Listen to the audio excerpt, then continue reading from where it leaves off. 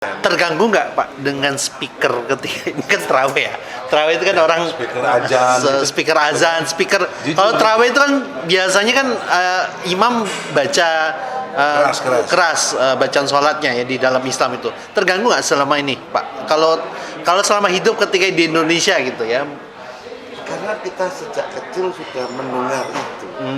Jadi rasanya kalau terus tidak ada, malah kurang enak. Jadi konkretnya tidak terganggu. Tidak terganggu karena masalahnya kalau kita biasa, wahnya sudah subuh ini, waktu kita bangun, misalnya nggak ada suara, mungkin bisa bablasan.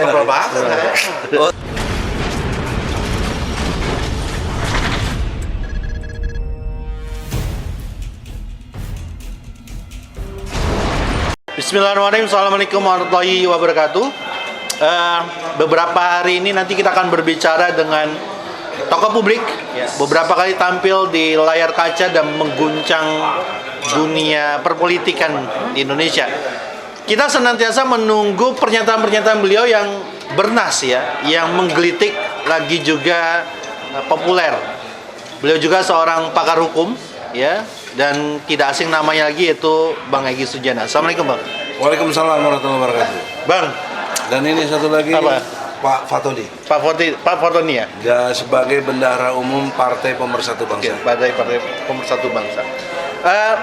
Ada beberapa pertanyaan yang akan kami tanyakan Bang. Yang pertama ini kan kemarin itu ada yang diundang makan-makan Bang. Ya kalau orang tua diundang makan-makan biasanya jatahnya investor ya, tempat segala macam. Nah ini ada anak muda dan termasuk Bang Egy ini kan sebenarnya alumni dari HMI ya, Himpunan Mahasiswa Islam. Ketua umum dulu. Kelompok Cipayung ya, yang itu salah satunya include di dalamnya adalah ada Himpunan Mahasiswa Islam. Itu ikut serta dalam hal menjamu pertemuan makan siang dengan Pak Presiden Joko Widodo ya di Istana Negara. Apa menurut Bang Egy terkait dengan pertemuan ini ya, adik-adik ya dari HMI itu sendiri dan teman-teman mahasiswa khususnya perwakilan dari kelompok Cipayung? Ya, perspektif the future tentang masa depan.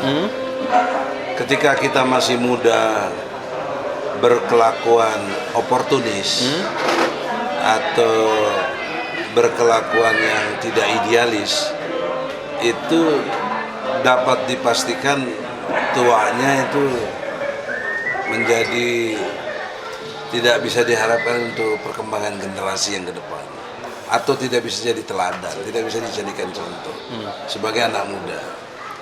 Anak muda banyak, tapi spesifikasinya mereka ini adalah ketua-ketua. Ada ketua HMI, ada PMKRI, ada GMNI, ada apa saja. Itu memang haknya dia, nggak boleh kita juga membatasi hak. Dan juga haknya presiden ngundang mereka. Makan-makannya, undang-undangannya nggak masalah buat kita, happy-happy aja. Tetapi pesan moral yang ada di dalam pembicaraan itu yang jadi masalah, yaitu tidak bermaksud saya mendelegitimasi, tapi ini kan beda pendapat dan sekaligus menasihati karena saya jauh lebih senior. Ya, itu ketika umur saya 25 tahun lalu lah kurang lebih kan, udah 40 tahun lalu bagi saya berlalu. Jadi oleh karena itu poin pentingnya adalah pesan moral yang mereka sampaikan itu kontraproduktif untuk the future gitu maksud saya. Yaitu apa? Bagaimana memuji sesuatu yang tidak sesuai fakta. Nah, itu kan satu pengingkaran terhadap fakta yang sangat jelas. Seperti misalnya pemimpin yang terbaik gitu, pemimpin yang sangat bisa diharapkan dan sukses gitu. At the same time gitu, pada saat yang sama pemimpin ini ukuran saya tidak sukses gitu. Kenapa tidak sukses? Fakta-fakta di lapangan membuktikan ketidaksuksesan itu. Satu contoh misalnya minyak goreng. Siapa yang berani bilang sukses? orang banyak terhambat seperti ini. Ya. Yang kedua IKN, ibu kota negara, itu bagaimana mengukur sukses? AMDAL-nya aja tempat itu saya ragukan, apa nggak AMDAL itu? Karena membangun sesuatu, apalagi ibu kota kan nggak sembarang. Memindahkan infrastruktur yang luas sekali.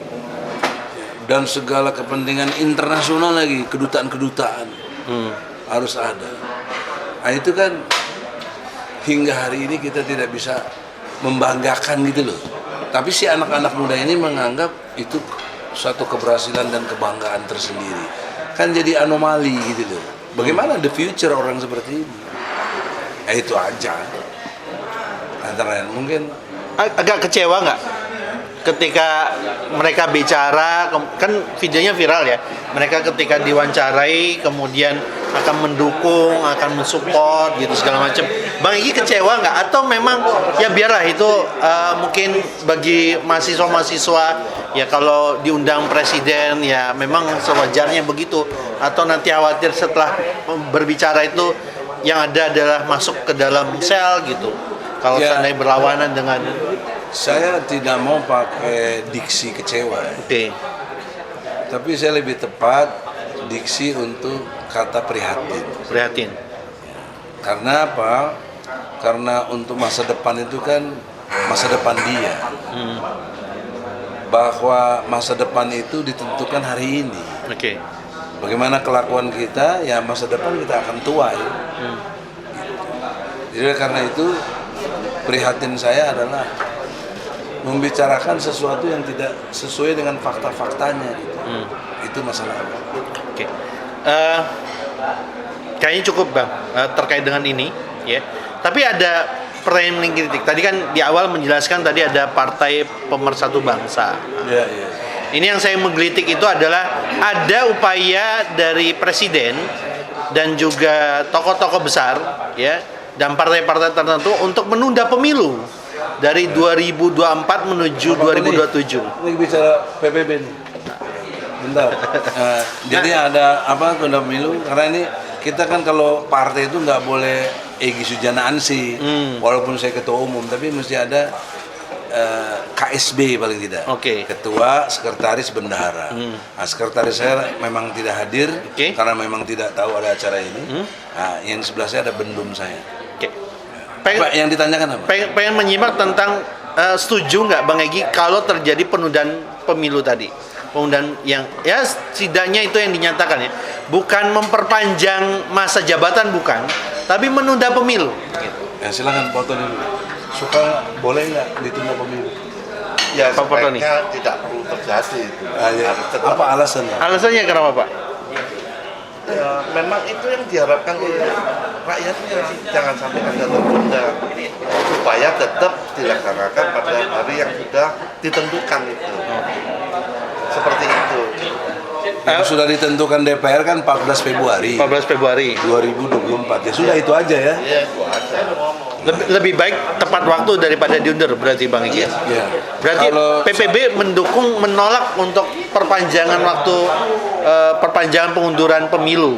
Oh sendiri. Iya, karena logika saya tidak sekedar jadwal, tetapi yang substansinya adalah Undang-Undang Dasar 45 pasal 7 yang mengatakan pergantian kepemimpinan melalui periode 5 tahun sekali dan dapat dipilih kemudian di 5 tahun ke depan. Artinya cuma 2 periode. Itu undang-undang dasar. Nah, ada usulan yang dikategorikan wacana, itu tidak dibenarkan.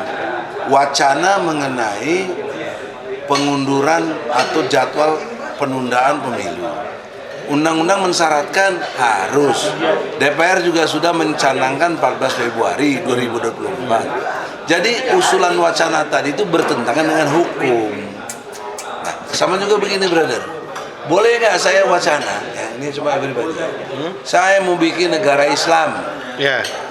Kan dimarahin oleh banyak orang yang disentil lah. Disentil lah. Dibilang radikal ya. Ada yang orang-orang lain, teman-teman HTI mau bikin negara khilafah, kan dibubarin malah kan istilahnya. Padahal baru wacana ya. Baru wacana. Oh, kok sekarang wacana dibolehkan yang bertentangan dengan undang-undang, itu substansi dalam pengertian pertentangan kita. Udahlah, kita ini udah bagus dalam perspektif bernegara ini, sudah mendasari diri kepada Pancasila dan Undang-Undang Dasar 45, kita konsisten gitu loh. Karena dalam perspektif Islam itu masuk kabur maqtan indallahi antakulu malataf'alu. Jadi Allah benci sama orang yang ngomong tapi nggak dikerjain. Nah ini bukan cuma ngomong bro, sudah jadi undang-undang, sudah jadi falsafah dasar negara. Kok dilanggar gitu loh? Kok diwacanakan untuk merubah? Itu kan subversi. Kalau seandainya itu namanya kudeta konstitusional. Kalau seandainya itu terjadi pemufakatan terkait dengan ya DPR MPR itu bisa lah di injury time seperti tengah malam ketok palu untuk memperpanjang dengan alasan kondisi negara genting, kondisi ekonomi negara sedang tidak pulih, tidak baik-baik saja akibat pandemi. Ya kalau itu terjadi, pemerintah dan DPR atau partai politik yang mendukung itu dia bunuh diri. Dipastikan bunuh diri. Yaitu dia membunuh dirinya dengan wacana-wacana yang bertentangan dengan Undang-Undang Dasar 45. Pertama saya nyatakan itu kudeta konstitusional. Yang kedua itu kejahatan politik. Yang ketiga itu pengkhianatan terhadap Undang-Undang Dasar 45. Nah, nanti treatmentnya karena dia pengkhianat, rakyat akan bergerak menghakimi pengkhianat gitu. Jadi saya sih tidak mengancam, tapi silakan saja lakukan apa yang kalian mau, tapi jangan heran nanti rakyat bergerak. Itu yang disebut dengan people power. Termasuk ini kan sebenarnya upaya pengajuan ke Mahkamah Konstitusi dari misalnya threshold 0%, presiden threshold 0% segala macam. Yang agak unik adalah isu terakhir ya. Kalau seandainya hakim MK, ketua MK ini menikah dengan adik presiden, saran Bang Egy gimana? Tetap sebagai ketua MK atau percaya nggak hasil MK itu akan bernilai jurdil dan bisa memuaskan banyak pihak? Nah begini, kita harus mengerti pemisahan hak asasi manusia di sisi lain adalah kewajiban dalam berbangsa bernegara dalam perspektif beliau sebagai hakim. Gitu. Nikahnya tidak masalah. Ya, sah saja. Itu namanya hak asasi individu orang. Betul. Mau nikah sama siapapun juga itu nggak. Tapi bertahan sebagai ketua MK-nya itu. Nah, problem sosialnya adalah, problem juga kode etiknya ialah dia menikahi adik dari orang yang nomor 1 di Indonesia. Sementara agenda-agenda judicial review atau kaitan dengan persoalan perundang-undangan padat sekali dan lain sebagainya.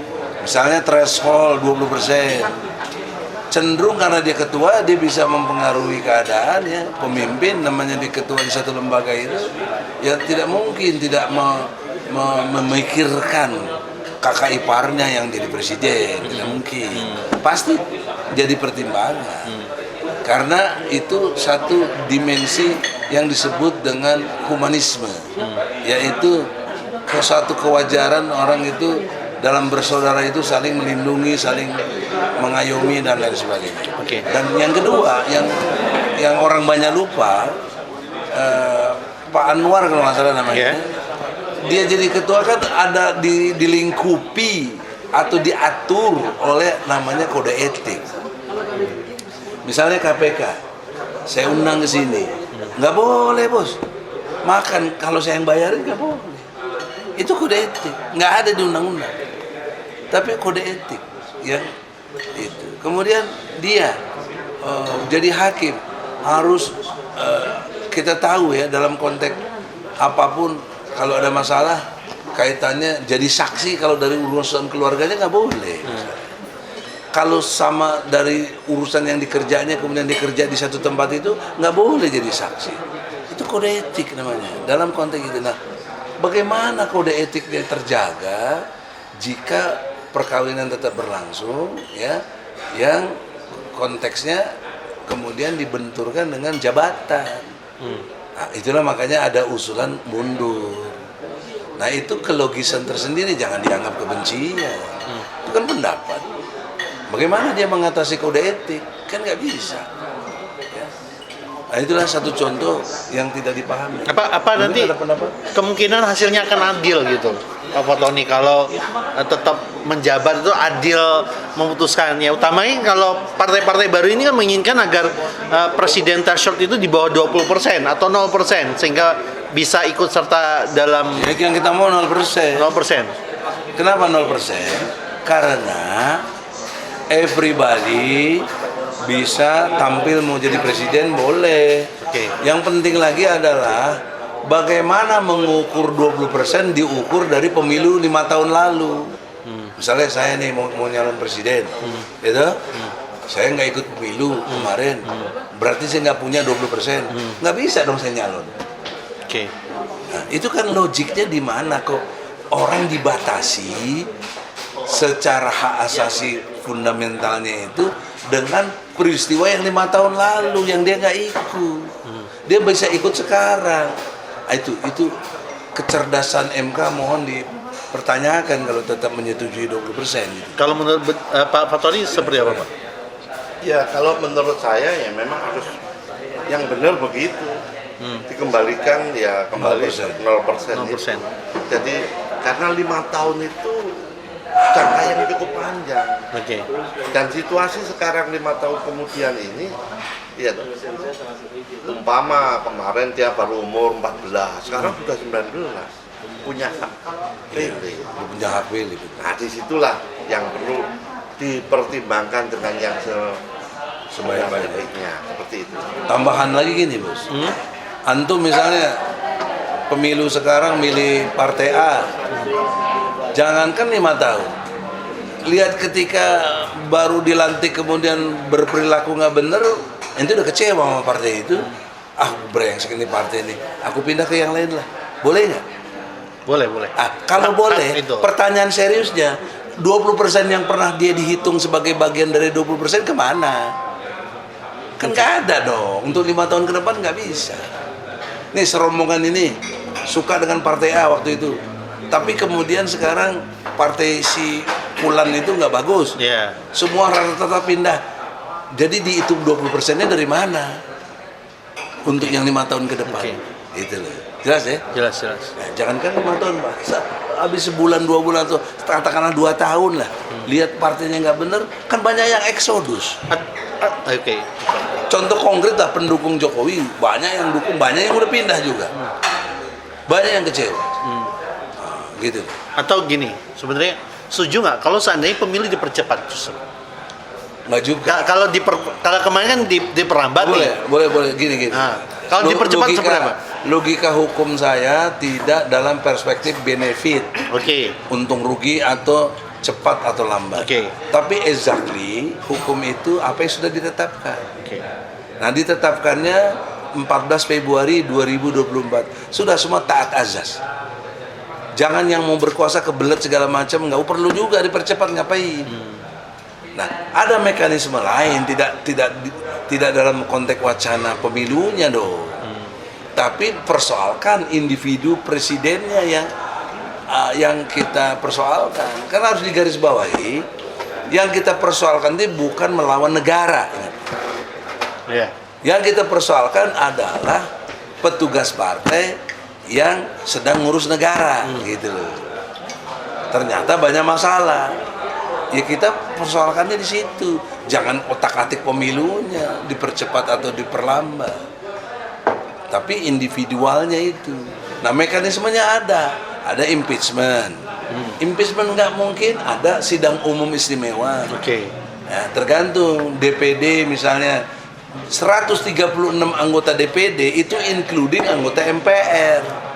Kalau benar DPD itu serius mempersoalkan, ya karena DPD sekarang beda dengan DPR RI ya. Iya. Dan DPD yang lalunya beda sekarang.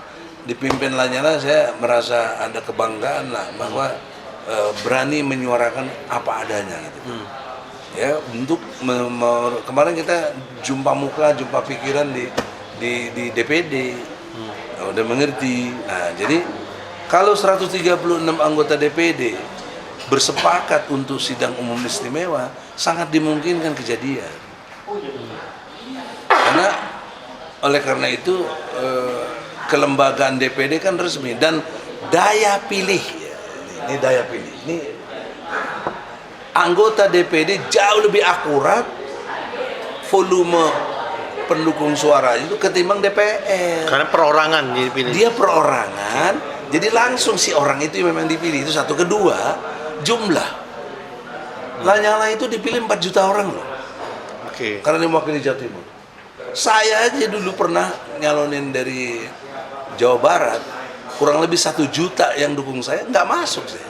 Kalah saya sama Ginanjar, jujur. Karena Ginanjar lebih populer dari saya, punya fasilitas, punya segala macam. Kita nggak boleh nuduh macam-macam ya. Oke. Yang penting dia menang, saya kalah gitu. Oke. Gentle, saya kalah ya sudah, karena nggak sesuai suara. Nah kalau anggota DPR 70.000 aja udah bisa jadi anggota DPR. Apalagi bergantung daerahnya. Seperti Bangka Belitung misalnya lebih dikit, ya nggak mungkin pakai ratusan ribu, gitu. Nah, jadi dan itu didukung oleh partai. Jadi kerja bareng-bareng. Kalau senator DPD itu sendiri. Jadi kalau dipikir dari segi jumlah suara, sekalipun Jokowi dia menang presiden dalam pengertian itu cuma paling top 42%. Kan sekian persennya ada pada Prabowo. Berapa tuh? Saya hitung karena saya waktu itu pendukung dia, saya tahu 68 juta orang yang dukung Prabowo. 68 juta. Ya. Jadi sisanya ada yang nggak ke TPS, ada yang golput, ya kan? Total jadi 58%. Karena 42% total dukung Jokowi. Jadi ada 58% jumlah manusia yang kalau dipersentasekan itu lebih dari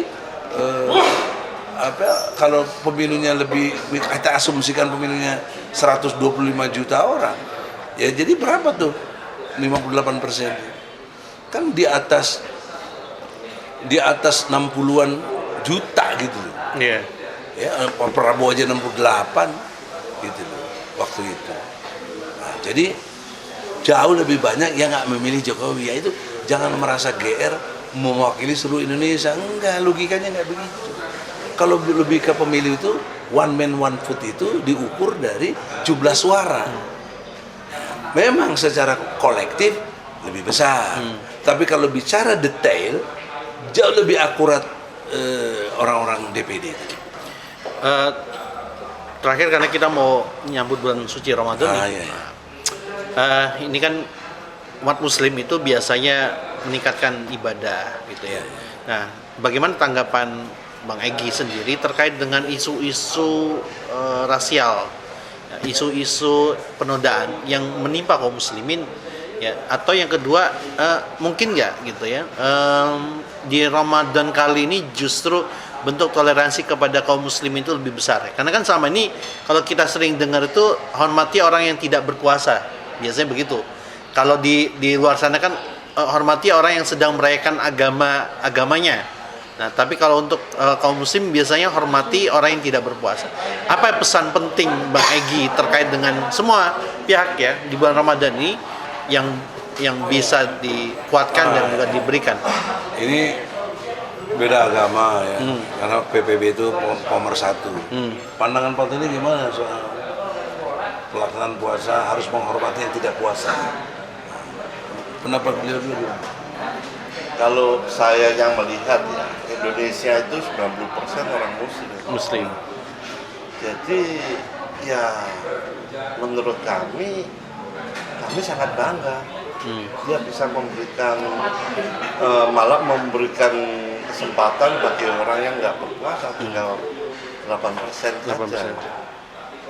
Ya menurut pemikiran saya yang lebih luar biasa bisa menjaga biarpun agama lain yang hanya 8%. Apa pesan penting kepada non Muslim dan juga Muslim sama bulan Ramadan ini apa nih, Pak? Ya kalau saya memberi tambahan ya mestinya kita yang bukan Muslim, ya saya tinggal di Indonesia, saya sangat bangga melihat orang Muslim. Dan mungkin di dunia hanya Indonesia aja yang 90%. Jadi ya kita menghormati sesepuh-sesepuh, kiai-kiai, ustadz yang membina ini sampai bisa menjadi 90%. Terganggu nggak Pak dengan speaker ketika ini kan terawih ya? Terawih itu kan orang Speaker azan, speaker azan, speaker. Jujur. Kalau terawih itu kan biasanya kan imam baca keras bacaan sholatnya ya di dalam Islam itu. Terganggu nggak selama ini Pak? Kalau selama hidup ketika di Indonesia gitu ya? Karena kita sejak kecil sudah mendengar itu. Jadi rasanya kalau terus tidak ada, malah kurang enak.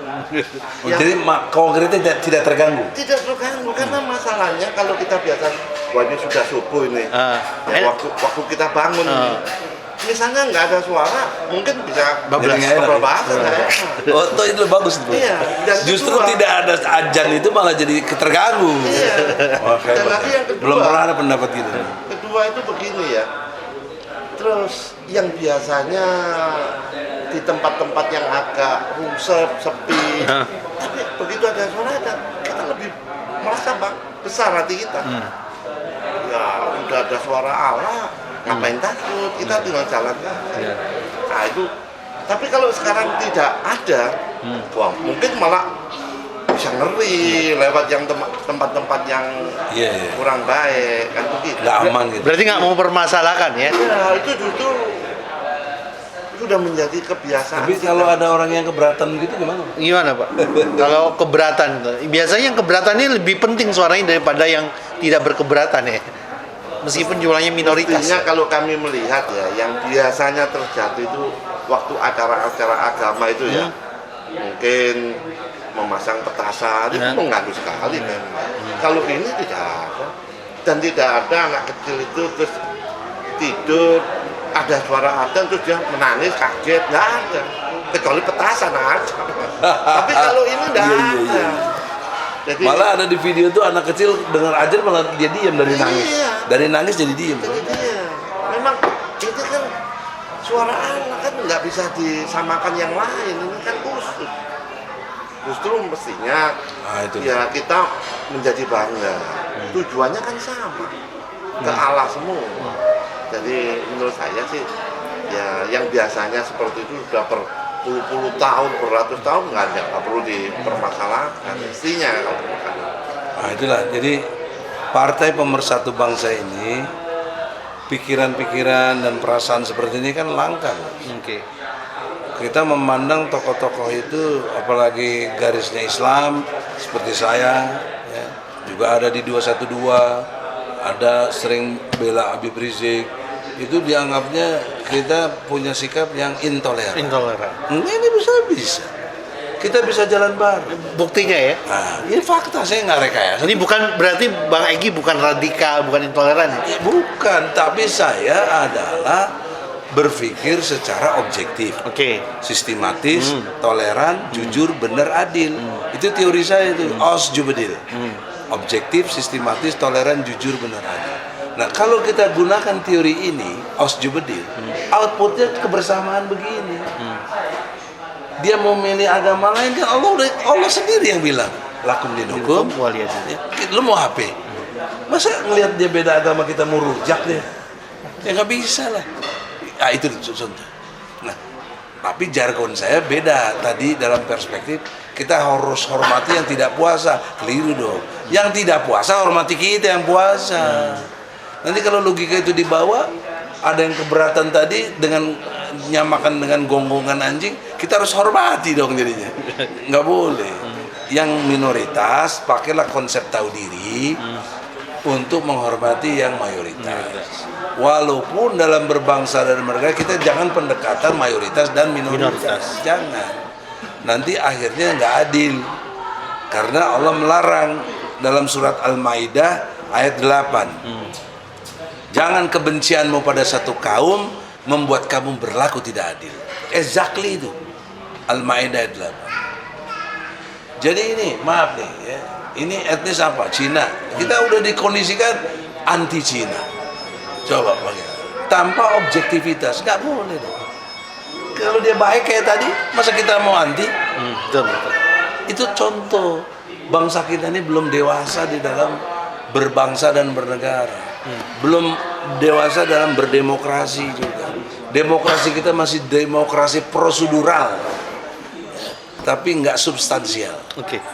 Oleh karena itu, lewat wawancara host Anda yang cemerlang ini baik, alhamdulillah ya, kita mengedukasi. Karena ini sebenarnya tugas presiden. Presiden itu tugasnya mesti begini.